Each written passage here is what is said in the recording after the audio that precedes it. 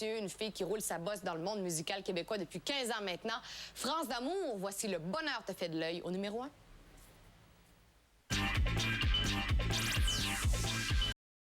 Rebonsoir, re-bienvenue au Vendredi des comptes. Vous le savez, après le grand décompte Musimax, c'est Top Album qui suit l'émission. On vous présente le top 10 des artistes qui ont le plus vendu de disques cette semaine au Québec.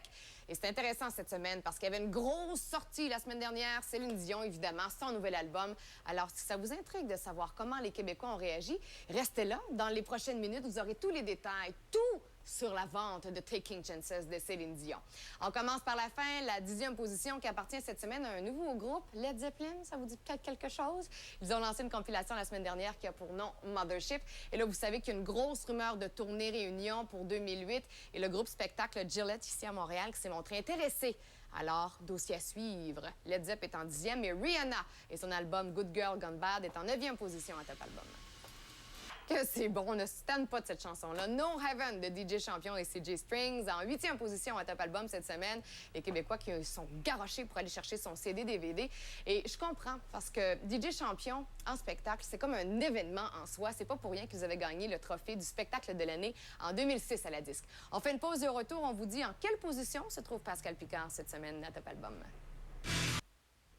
Re-bienvenue à Top Album, l'émission des meilleurs vendeurs de disques cette semaine au Québec. L'année 2007 aura vraiment été, entre autres, l'année Pascal Picard. Son premier album en carrière, Me, Myself and Us, après 33 semaines sur le marché, est encore dans le top 5 des meilleurs vendeurs. Vous savez qu'on lui a remis un disque platine également un peu plus tôt, là, pour 100 000 copies vendues.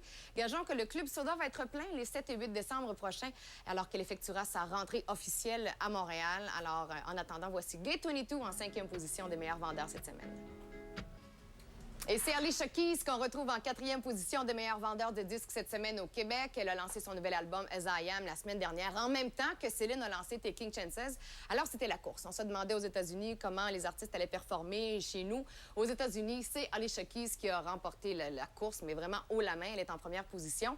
Céline arrive en 3e, derrière Josh Groban et son album de Noël. Ça a l'air que les gens ont hâte de célébrer la grande fête.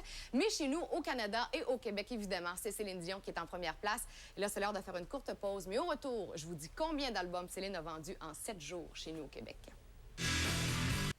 À Top Album, c'est le moment de vous parler de la meilleure vendeuse de disques cette semaine au Québec. Évidemment, c'est Céline! C'est pas une surprise pour personne. Céline, en une semaine, a vendu carrément un disque d'or ou à 1800 copies près. 48 200 Québécois sont allés s'acheter l'album cette semaine.